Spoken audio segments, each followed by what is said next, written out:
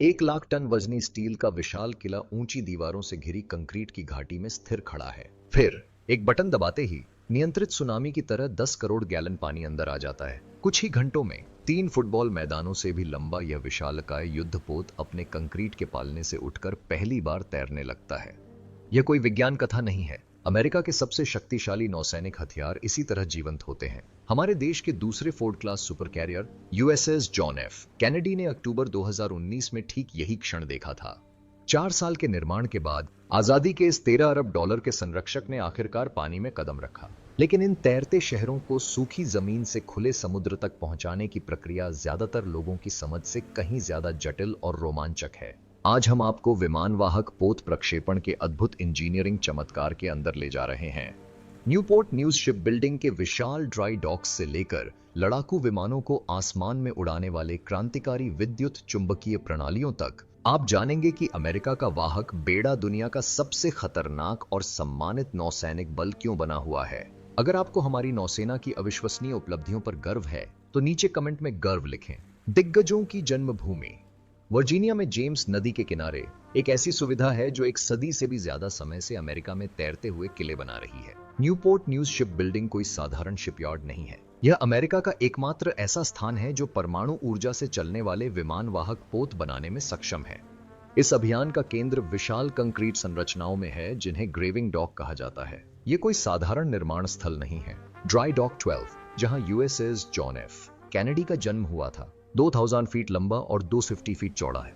इसे यूं समझें कि आप इस जगह पर लगभग 500 स्कूल बसें एक साथ खड़ी कर सकते हैं। लेकिन इसे और भी खास बनाने वाली बात यह है कि ये बसें आम जहाजों की तरह नहीं बनाई जाती, जहां ज्यादातर जहाज टुकड़ों में बनाए जाते हैं और उन्हें जोड़कर जोड़ा जाता है। वहीं विमानवाहक पोतों को कील से लेकर ऊपर तक एक सतत संरचना के रूप में बनाया जाता है। हर पाइप, हर केबल, हर कमरे की सावधानी पूर्वक योजना बनाकर उसे स्थापित किया जाता है, जबकि जहाज विशाल कंक्रीट ब्लॉकों पर टिका होता है जिन्हें कील ब्लॉक कहते हैं। ये कील ब्लॉक अपने आप में इंजीनियरिंग के अजूबे हैं। कंक्रीट से बने और लकड़ी के आवरणों से ढके ये आवरण निर्माण के दौरान वाहक पोत का पूरा भार सहन करते हैं। यूएसएस जॉन एफ कैनेडी, जिसका वजन 800 पूरी तरह से लदे बोइंग 747 विमानों के बराबर था, 4 साल तक इन ब्लॉकों पर टिका रहा, जब हजारों कुशल मजदूरों ने उसे जीवन दिया। हमारे महान राष्ट्र के 200 से ज्यादा जहाज निर्माताओं और 2000 आपूर्तिकर्ताओं ने कैनेडी के निर्माण में योगदान दिया। उसके पतवार को आकार देने वाले स्टील कारीगरों से लेकर उसके रडार सिस्टम लगाने वाले इलेक्ट्रॉनिक्स विशेषज्ञों तक, यह अमेरिकी शिल्प कौशल का उत्कृष्ट उदाहरण है। नियंत्रित बाढ़ 29 अक्टूबर 2019 न केवल नौसेना के लिए बल्कि अमेरिकी समुद्री श्रेष्ठता में विश्वास रखने वाले सभी लोगों के लिए एक ऐतिहासिक दिन था। शरद ऋतु की इस ठंडी सुबह शिपयार्ड के कर्मचारी सचमुच एक अद्भुत दृश्य देखने के लिए तैयार थे। ड्राई डॉक 12 में पहली बार पानी भरते हुए, जिसमें कैनेडी भी शामिल था। लेकिन यह सिर्फ एक वॉल्व खोलकर पानी को अंदर आने देना नहीं है। पानी भरने की यह प्रक्रिया इंजीनियरिंग की सटीकता का एक सावधानी पूर्वक रचा बसा नृत्य है जो कई दिनों तक चलता है। जहाज और कर्मचारियों दोनों की सुरक्षा सुनिश्चित करने के लिए हर कदम की निगरानी, माप और नियंत्रण किया जाता है। यह प्रक्रिया गोदी में लगभग 10 फीट की ऊंचाई तक पानी भरने से शुरू होती है, जो कील ब्लॉक तक पहुंचने के लिए पर्याप्त है। इस चरण में इंजीनियर यह सुनिश्चित करने के लिए महत्वपूर्ण परीक्षण करते हैं कि सब कुछ ठीक से काम कर रहा है। पानी यूं ही बेतरतीब ढंग से नहीं बहता। इसे विशिष्ट चैनलों से होकर गुजरना पड़ता है और इंच तक मापा जाता है। जैसे जैसे पानी का स्तर बढ़ता है, कुछ जादुई घटित होता है। वर्षों से स्थिर पड़ा यह विशाल स्टील का ढांचा उछाल के कोमल आलिंगन का अनुभव करने लगता है। भौतिकी के वे नियम जो हर जहाज को तैरते रखते हैं प्रभावी होने लगते हैं, भले ही वह अपने कील ब्लॉकों के सहारे टिका हुआ हो। कैनेडी के कार्यक्रम निदेशक माइक बटलर ने इस क्षण का बखूबी वर्णन किया। ड्राई डॉक का जलमग्न होना जहाज के निर्माण में सचमुच एक ऐतिहासिक घटना है और उन सभी पुरुषों और महिलाओं के लिए एक विशेष क्षण है जिन्होंने जहाज को इस मुकाम तक पहुंचाने के लिए कड़ी मेहनत की है। इस उपलब्धि को और भी प्रभावशाली बनाने वाली बात यह है कि कैनेडी ने यह उपलब्धि निर्धारित समय से 3 महीने पहले ही हासिल कर ली। यह अमेरिकी जहाज निर्माताओं के समर्पण और कौशल को दर्शाता है, जो हमारे देश की रक्षा क्षमताओं को मजबूत करने के लिए अथक परिश्रम करते हैं। जब गोदी अपनी पूरी क्षमता यानी 10 करोड़ गैलन से ज्यादा पानी पर पहुंच जाती है, तो कैनेडी पहली बार असली तैरने का अनुभव करता है। विशाल वाहक अब अपने कंक्रीट के सहारे पर निर्भर नहीं, सूखी गोदी की सीमा के भीतर आजादी से तैरता है। सच्चाई का क्षण। समर्थित संरचना से तैरते हुए जहाज में परिवर्तन वाहक निर्माण के सबसे महत्वपूर्ण क्षणों में से एक है। पूरी तरह से तैरने के बाद कैनेडी को सावधानीपूर्वक ड्राई डॉक के पश्चिमी छोर पर ले जाना होगा, जहां उसके आधिकारिक नामकरण से पहले उसे अतिरिक्त परीक्षणों से गुजरना होगा। इस गतिविधि के लिए अविश्वसनीय सटीकता की आवश्यकता होती है। टगबॉट, पोजिशनिंग सिस्टम और अनुभवी पायलट मिलकर इस तैरते शहर को मिलीमीटर की सटीकता से दिशा देते हैं। जब आप किसी छोटे देश के सकल घरेलू उत्पाद से भी ज्यादा कीमत के जहाज को चला रहे हों, तो गलती की कोई गुंजाइश नहीं होती। नामकरण समारोह अपने आप में एक गहरी परंपरा और अर्थ रखता है।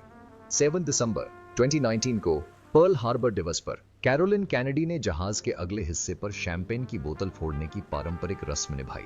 यह सिर्फ एक रस्म नहीं थी, बल्कि कैरोलिन कैनेडी ने ठीक उसी पल को दोहराया जो उन्होंने 52 साल पहले यूएसएस जॉन एफ कैनेडी के नामकरण के समय निभाया था। नामकरण के बाद असली रोमांच शुरू होता है। कैनेडी जेम्स नदी में उतरती है, जहां से वह अमेरिकी हितों की पूरी तरह से सक्रिय रक्षक बनने की अपनी यात्रा शुरू करती है, लेकिन वह युद्ध के लिए अभी पूरी तरह तैयार नहीं है। आगे महीनों तक अतिरिक्त तैयारी, परीक्षण और चालक दल के प्रशिक्षण का काम बाकी है। यह प्रक्रिया इन तैरते किलों के निर्माण के लिए आवश्यक अविश्वसनीय धैर्य और सटीकता को दर्शाती है। व्यावसायिक जहाजों के विपरीत, जिन्हें बाजार में जल्दी जल्दी भेजा जा सकता है, सैन्य जहाजों का गहन परीक्षण किया जाता है ताकि यह सुनिश्चित किया जा सके कि वे अपने मिशन को उस समय पूरा कर सकें जब हमारे देश की सुरक्षा उन पर निर्भर करती है। शुष्क गोदी से नदी तक की यात्रा केवल स्थान परिवर्तन से कहीं अधिक का प्रतिनिधित्व करती है। यह निर्माण परियोजना से नौसैनिक पोत में स्थिर संरचना से गतिशील हथियार प्रणाली में परिवर्तन का प्रतीक है, जो दुनिया में कहीं भी अमेरिकी शक्ति का प्रदर्शन करने में सक्षम है। क्रांतिकारी तकनीक। हालांकि प्रक्षेपण प्रक्रिया अपने आप में प्रभावशाली है, लेकिन आधुनिक फोर्ड श्रेणी के वाहकों को असाधारण बनाने वाली चीज उनकी क्रांतिकारी तकनीक है। ये जहाज परमाणु ऊर्जा के आगमन के बाद से वाहक डिजाइन में सबसे बड़ी छलांग का प्रतिनिधित्व करते हैं। इस तकनीकी क्रांति का मुकुट रत्न है विद्युत चुंबकीय विमान प्रक्षेपण प्रणाली, जिसे EMLS के नाम से जाना जाता है। दशकों तक विमान वाहक पोतों ने विमान प्रक्षेपण के लिए भाप के कैटापल्ट का इस्तेमाल किया। यह एक ऐसी प्रणाली थी जो काम तो करती थी, लेकिन उसकी सीमाएं थीं। EMLS ने सब कुछ बदल दिया है। भाप के दबाव के बजाय EMLS रैखिक प्रेरण मोटरों के माध्यम से विद्युत चुंबकीय बल का उपयोग करता है। यह कोई मामूली अपग्रेड नहीं है, बल्कि विमान प्रक्षेपण की कार्यप्रणाली का एक पूर्ण पुनर्कल्पना है। यह प्रणाली अधिक सुचारू त्वरण प्रदान करती है, जिससे विमान और पायलट दोनों पर कम दबाव पड़ता है। इसका मतलब है कि हमारे बहादुर विमान चालकों को कम शारीरिक तनाव का सामना करना पड़ता है और हमारे महंगे विमान ज्यादा समय तक चलते हैं। लेकिन EMLS के और भी फायदे हैं। यह हल्के ड्रोन से लेकर भारी लड़ाकू विमानों तक सभी को समान सटीकता से दाग सकता है। यह प्रणाली स्टीम कैटापल्ट की तुलना में तेजी से रिचार्ज होती है, जिससे हमारी सेनाओं को अधिकतम मारक क्षमता की आवश्यकता होने पर उच्च उड़ान दर प्राप्त करने में मदद मिलती है। आंकड़े कहानी बयां करते हैं। फोर्ड श्रेणी के वाहक अपने पूर्ववर्तियों की तुलना में 25% अधिक उड़ान भर सकते हैं, जबकि 25% कम चालक दल के सदस्यों की आवश्यकता होती है। यह दक्षता सीधे तौर पर युद्ध प्रभावशीलता और करदाताओं के लिए लागत बचत में तब्दील होती है। हालांकि यह अत्याधुनिक तकनीक चुनौतियों के बिना नहीं आई है। शुरुआती परीक्षणों में विश्वसनीयता संबंधी समस्याएं सामने आईं, क्योंकि सिस्टम विफलताओं के बीच वांछित 4000 चक्रों के बजाय केवल 600 चक्र ही प्राप्त कर पाया। लेकिन यही कारण है कि व्यापक परीक्षण किए जाते हैं, ताकि हमारे नाविकों के युद्ध में इन प्रणालियों पर निर्भर होने से पहले समस्याओं की पहचान करके उन्हें ठीक किया जा सके। इसे सही करने के लिए नौसेना की प्रतिबद्धता उस पेशेवर उत्कृष्टता को दर्शाती है जो हमारी सेना की पहचान है। दोषपूर्ण प्रणालियों को जल्दबाजी में सेवा में लाने के बजाय वे तब तक परीक्षण और सुधार जारी रखते हैं जब तक कि EMLS हमारे बलों के योग्य उच्च मानकों को पूरा नहीं कर लेता। हालिया रिपोर्ट्स में उल्लेखनीय प्रगति दिखाई दे रही है। USS Gerald R. फोर्ड ने 22,900 से ज्यादा विमानों के प्रक्षेपण और पुनर्प्राप्ति कार्य सफलतापूर्वक पूरे किए हैं, जिससे यह साबित होता है कि अमेरिकी इंजीनियरिंग और दृढ़ संकल्प किसी भी चुनौती का सामना कर सकते हैं। मानवीय समर्पण। तकनीक के पीछे, हर तकनीकी चमत्कार के पीछे एक मानवीय पहलू छिपा होता है जो उसे संभव बनाता है। इन वाहकों को बनाने वाले पुरुष और महिलाएं अमेरिकी शिल्प कौशल और समर्पण का सर्वोत्तम उदाहरण हैं। इन कर्मचारियों की उपलब्धियों के दायरे पर गौर करें। 200 से ज्यादा जहाज निर्माता प्रत्येक जहाज के निर्माण में सीधे योगदान देते हैं और देश भर के 2000 आपूर्तिकर्ताओं द्वारा समर्थित होते हैं। यह नेटवर्क तट से तट तक फैले समुदायों का प्रतिनिधित्व करता है, जो सभी हमारे देश की रक्षा में योगदान करते हैं। ये सिर्फ नौकरियां नहीं है, ये पीढ़ियों से चली आ रही जिम्मेदारियां हैं। कई शिपयार्ड परिवार दशकों से न्यूपोर्ट न्यूज में काम करते आए हैं और माता पिता से बच्चों तक कौशल और गौरव का संचार करते रहे हैं। यह निरंतरता सुनिश्चित करती है कि इन जटिल जहाजों के निर्माण के लिए आवश्यक ज्ञान और विशेषज्ञता कभी लुप्त न हो। इन कर्मचारियों के सामने आने वाली चुनौतियां ज्यादातर लोगों को परेशान कर देंगी। वे परमाणु रिएक्टरों, उन्नत इलेक्ट्रॉनिक्स, सटीक मशीनरी और हथियार प्रणालियों के साथ काम करते हैं जो सैन्य तकनीक के अत्याधुनिक स्तर का प्रतिनिधित्व करते हैं। हर वेल्डिंग, हर स्थापना, हर परीक्षण को सख्त मानकों पर खरा उतरना होता है क्योंकि जिंदगी उनके काम पर निर्भर करती है। इसे और भी प्रभावशाली बनाने वाली बात है समय सीमा का दबाव। हालांकि कैनेडी को कुछ देरी का सामना करना पड़ा, लेकिन अब इसकी डिलीवरी मूल 2025 के लक्ष्य के बजाय मार्च 2027 में होने की उम्मीद है। लेकिन ये देरी अक्सर निर्माण संबंधी समस्याओं के बजाय नौसेना की उत्कृष्टता के प्रति प्रतिबद्धता के कारण होती है। आपूर्ति श्रृंखला की चुनौतियां, कार्यबल की कमी और पहले फोर्ड श्रेणी के वाहक से सीखे गए सबक को अपनाने की जटिलता, ये सभी मिलकर समय सीमा को बढ़ाने में योगदान करते हैं। लेकिन ये चुनौतियां नौसेना की गुणवत्ता से समझौता न करने की नीति को भी दर्शाती हैं। यह समर्पण बारीकियों में झलकता है। जब कर्मचारियों ने गेराल्ड आर फोर्ड से सीख लेकर कैनेडी के निर्माण को बेहतर बनाने के तरीके खोजे, तो उन्होंने बदलाव लागू करने में कोई हिचकिचाहट नहीं दिखाई, भले ही इसके लिए निर्माण में ज्यादा समय लगना पड़े। निरंतर सुधार के प्रति यह प्रतिबद्धता सुनिश्चित करती है कि प्रत्येक वाहक अपने पूर्ववर्ती से बेहतर हो। इन श्रमिकों को अपने शिल्प पर जो गर्व है, वह निर्माण के हर पहलू में स्पष्ट दिखाई देता है। वे समझते हैं कि वे केवल जहाज नहीं बना रहे हैं, वे ऐसे मंच तैयार कर रहे हैं जो हमारे बहादुर नाविकों और विमान चालकों को दुनिया भर में स्वतंत्रता की रक्षा के लिए खतरे से निपटने में मदद करेंगे।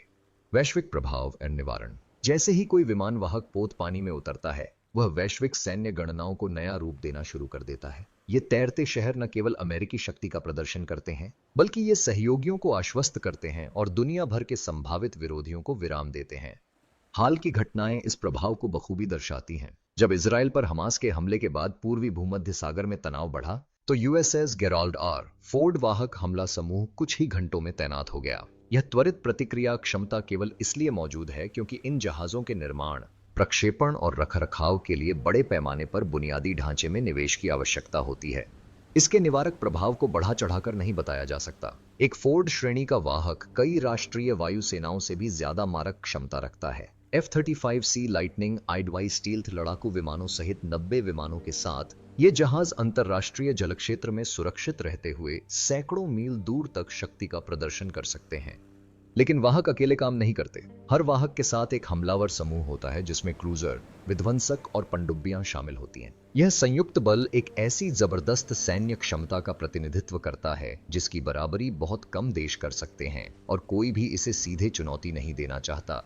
इसका आर्थिक प्रभाव सैन्य विचारों से कहीं आगे तक फैला हुआ है। विमान वाहक पोत निर्माण कार्यक्रम पूरे अमेरिका में लाखों नौकरियों का सृजन करता है। कच्चा माल उपलब्ध कराने वाली इस्पात मिलों से लेकर अत्याधुनिक इलेक्ट्रॉनिक्स बनाने वाली उच्च तकनीक वाली कंपनियों तक, यह कार्यक्रम हमारे संपूर्ण औद्योगिक आधार को मजबूत करता है। अंतरराष्ट्रीय साझेदार इस क्षमता को पहचानते हैं। फ्रांसीसी नौसेना ने अपने अगली पीढ़ी के वाहक के लिए ईमेल और उन्नत अरेस्टिंग गियर सिस्टम के लिए अनुबंध किया है, जिससे इस महत्वपूर्ण क्षेत्र में अमेरिकी तकनीकी श्रेष्ठता का पता चलता है।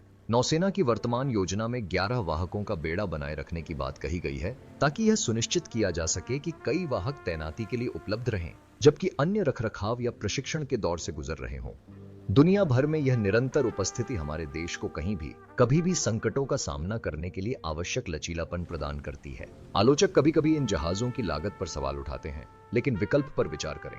वाहक आधारित शक्ति प्रक्षेपण के बिना अमेरिका को विशाल विदेशी ठिकानों, विशाल परिवहन विमानों के बेड़े और अग्रिम मोर्चे पर तैनात थल सेना की आवश्यकता होगी। वाहक पोत ऐसी लचीलापन और क्षमता प्रदान करते हैं जिसकी बराबरी कोई अन्य सैन्य प्रणाली नहीं कर सकती। अमेरिकी नौसैनिक शक्ति का भविष्य की ओर देखते हुए वाहक पोत निर्माण कार्यक्रम नौसैनिक श्रेष्ठता बनाए रखने के लिए अमेरिका की दीर्घकालिक प्रतिबद्धता का प्रतिनिधित्व करता है। कुल 10 फोर्ड श्रेणी के वाहकों की योजना के साथ यह कार्यक्रम 2050 के दशक और उसके बाद भी जारी रहेगा। यूएसएस एंटरप्राइज CVN-80 और यूएसएस डोरिस मिलर CVN-81 पहले से ही निर्माणाधीन हैं, जिनमें गेराल्ड आर फोर्ड और जॉन एफ कैनेडी दोनों से सीखे गए सबक शामिल हैं। प्रत्येक आने वाले वाहक को बेहतर निर्माण तकनीकों, अद्यतन तकनीक और परिष्कृत प्रक्रियाओं का लाभ मिलेगा। शायद सबसे महत्वपूर्ण बात यह है कि इन वाहकों को विकास की संभावनाओं को ध्यान में रखकर डिजाइन किया गया है। वर्तमान में उनकी विद्युत उत्पादन क्षमता का केवल आधा ही उपयोग किया जाता है, जिससे भविष्य की तकनीकों के लिए अपार संभावनाएं बनी रहती हैं। चाहे वह निर्देशित ऊर्जा हथियार हों, उन्नत रडार प्रणालियां हों या ऐसी तकनीकें हों जिनका हमने अभी तक आविष्कार नहीं किया है, फोर्ड श्रेणी के वाहक अनुकूलन और विकास कर सकते हैं। CVN-81 का USS डोरिस मिलर नाम रखना विशेष महत्व रखता है। मिलर एक अफ्रीकी अमेरिकी नाविक जिसने पर्ल हार्बर हमले के दौरान विमान रोधी तोपों का वीरतापूर्वक संचालन किया था, उस साहस और विविधता का प्रतीक है जो हमारी सेना को मजबूत करती है। यह वाहक किसी अफ्रीकी अमेरिकी के नाम पर रखा जाने वाला पहला और किसी सूचीबद्ध नाविक के नाम पर रखा जाने वाला पहला वाहक होगा। हाल की घोषणाओं से पता चलता है कि CVN-82 और CVN-83 क्रमशः राष्ट्रपति बिल क्लिंटन और जॉर्ज W. बुश के सम्मान में नामित किए जाएंगे, जिससे इन शानदार जहाजों का नाम उन अमेरिकी नेताओं के नाम पर रखने की परंपरा जारी रहेगी जिन्होंने मजबूत नौसैनिक बलों के महत्व को समझा था। आपूर्ति श्रृंखला में सुधार और सीखे गए सबक निर्माण समय और लागत को कम करते जा रहे हैं। एंटरप्राइज और डोरिस मिलर के लिए 2 जहाज खरीद रणनीति ने गुणवत्ता मानकों को बनाए रखते हुए पहले ही महत्वपूर्ण बचत कर दी है। निष्कर्ष, उस पहले क्षण से जब 10 करोड़ गैलन पानी सूखी गोदी में प्रवेश करता है, उस दिन तक जब ये तैरते हुए किले दुनिया भर में तैनात होते हैं, विमानवाहक पोतों को उतारने की प्रक्रिया अमेरिकी प्रतिभा, शिल्प कौशल और स्वतंत्रता के प्रति प्रतिबद्धता का सर्वोत्तम उदाहरण है। ये जहाज विमानों और हथियारों से कहीं अधिक सामान ले जाते हैं। वे एक कृतज्ञ राष्ट्र की आशाओं और प्रार्थनाओं को अपने साथ लेकर चलते हैं। जब भी इनमें से कोई शानदार जहाज पानी में उतरता है, तो यह दुनिया को एक स्पष्ट संदेश देता है। अमेरिका स्वतंत्रता की रक्षा और अपने सहयोगियों का समर्थन करने के लिए प्रतिबद्ध है, चाहे वे कहीं भी हों।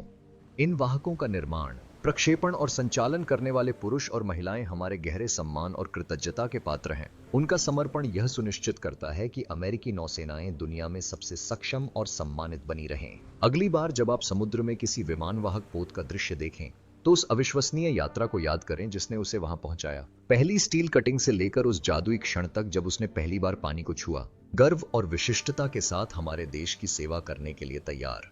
अमेरिकी नौसैनिक शक्ति के पर्दे के पीछे की इस अविश्वसनीय यात्रा में हमारे साथ जुड़ने के लिए धन्यवाद। अगर इस वीडियो ने आपको हमारी नौसेना की क्षमताओं के प्रति नई सराहना दी है, तो लाइक बटन दबाएं और अमेरिका को सुरक्षित रखने वाले पुरुषों और महिलाओं का जश्न मनाने वाले और भी कंटेंट के लिए सब्सक्राइब करें।